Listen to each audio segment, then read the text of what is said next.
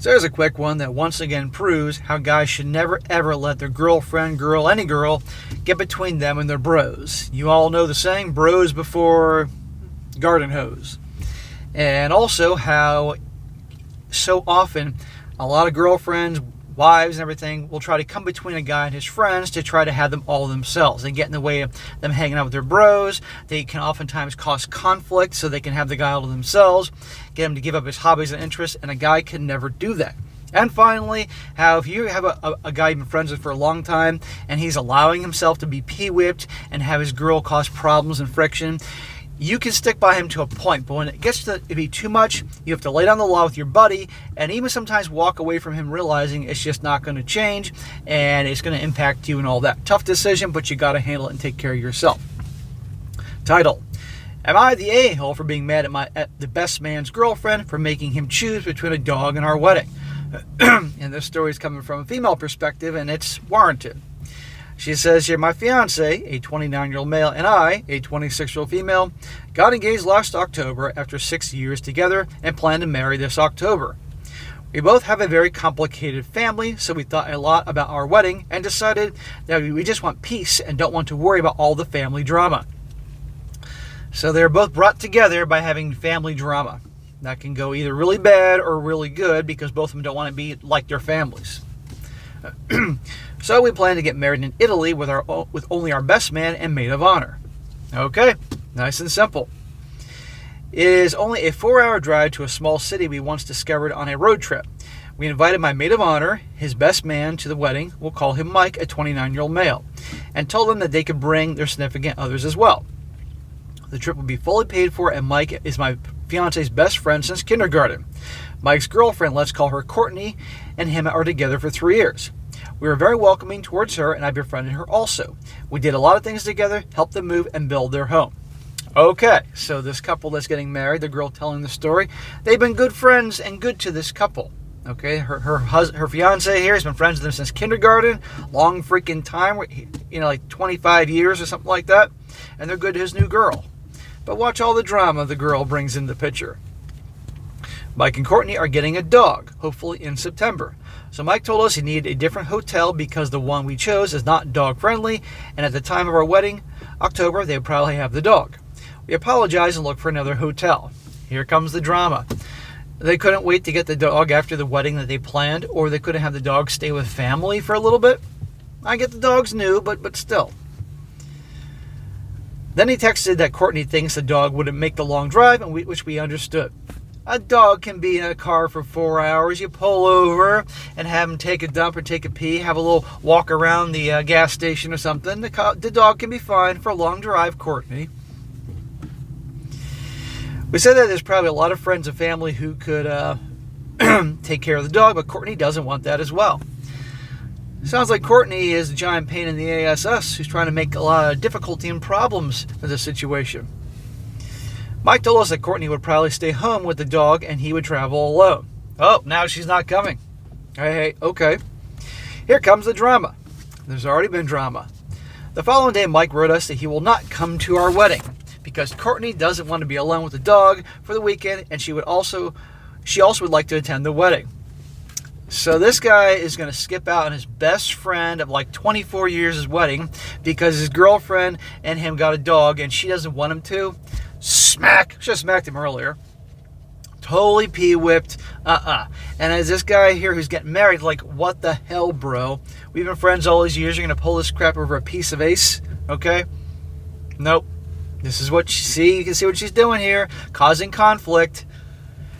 Courtney wrote to me that we could change our wedding month or the place, maybe just a wedding in our hometown, so they could come. And I said no. If we married our hometown, then the families would want to attend, and all the drama between parents and siblings would stress us out. So this chick expects these guys, it's like she just wants to keep jumping through hoops for her, causing as much conflict and drama as possible. She wants them to change the wedding date so she can be there because of the dog, which the dog can be watched by other people.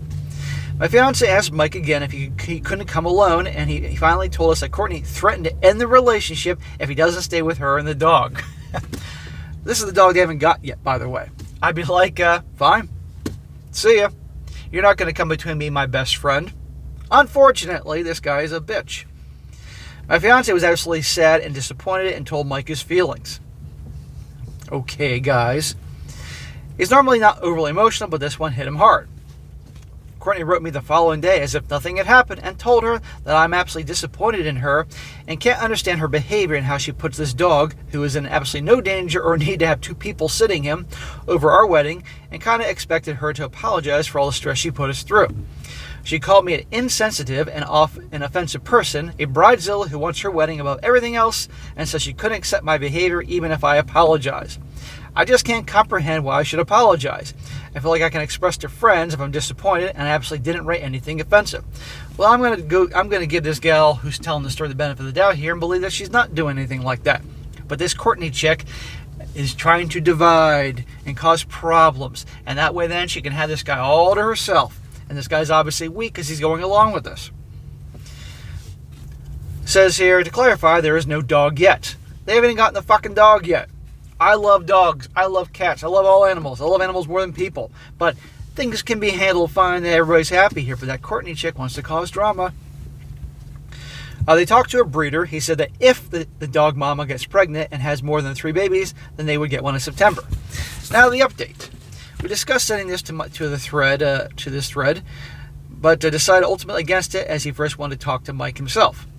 They met in secret yesterday, and Courtney was at work, and Mike broke down crying. Oh, what is with these fucking guys? It's been super stressful for him.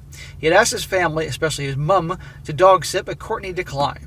His mother was furious that he would miss my fiance's wedding. She loves him. Well, good for his mama for yelling at him for ditching his best friend's wedding over this nonsense.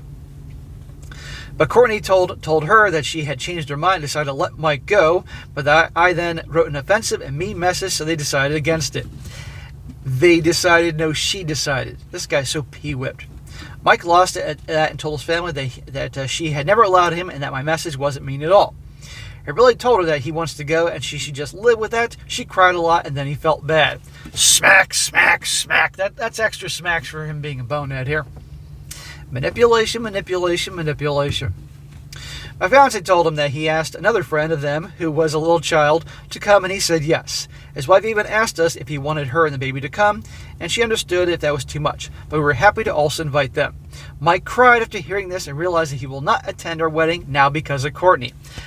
Dude, you're not attending the wedding. Yes, she's an a-hole and toying with your emotions and manipulating all that. But guess what? You're not this Mike character, this so-called best friend. He's not in this wedding because of him. Because he didn't have the balls to tell her to put her in her place and say, no. We're not missing my best friend's fucking wedding over here. We're going to work things out. And you can stay home with a dog if that doesn't work, if you're not comfortable leaving him a family. And I'm going to go and I'll see you when I get back. Instead, he's catering to her and she's taking more and more and more. End of story. So I don't want to hear him crying about it, acting like a little bitch.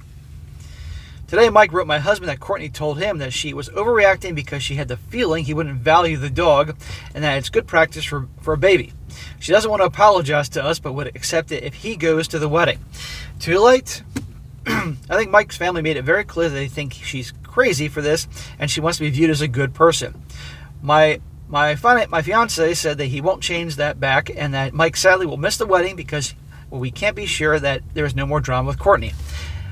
Number one, you should not change things again to accommodate these people and guarantee there'll be drama with Courtney. I know this is hard for my fiance, but he hopes that Mike realizes now what Courtney will cost him and in the future. Thanks for all the good wishes, and I'm happy to be married in Italy this October without Courtney. So, again, on the basis that this gal writing this story is accurate, good for them. Don't cater to these freaking people. You shouldn't do that in life, guys. But right here you can see this guy is putting the hose before the bros. All right? This is not how you act. But guys, be aware of this for your relationship, guys. There are gals out there that will do anything they can to separate you from all the things you like, your interests, your hobbies, your friends, whether it's your friends for years, your family, to have you all to themselves. And typically that's what sociopaths do.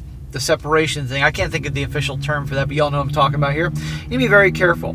And you have to stand your ground and lay down the law. If not, they're going to walk all over you. She's just going to take. But also, guys, there's a point that you can have a bro you're friends with for years, and if he is letting his girl, who he's known a small fraction of the time she's known you, dictate things and cause problems in your friendship, you got to speak up and lay down the law to your bro. And at that point, then he doesn't listen to you and he caves. There's a point you got to cut him off, because look at all this bullshit is impacting his life. Okay, there are times in life, sadly, you have to walk away from friendships that you've had for a long time because you're no longer aligned. And either that guy will get his shit together or he won't. And one can say, well, you're just giving up on a bro. Well, that bro gave up on him. You can see there. And life is short, guys, and if you involve yourself with people and surround yourself with people that give you drama and turmoil all the time, life's short. You don't need that. So you have to eventually do what's best for you, even if some people label it as selfish. So good for this guy and this gal for saying, no, we're done. We're not changing plans anymore. Tough shit. You're out, Mike. Go deal with fucking Courtney. Hopefully this guy wakes up and realizes what to do, but I don't think he will.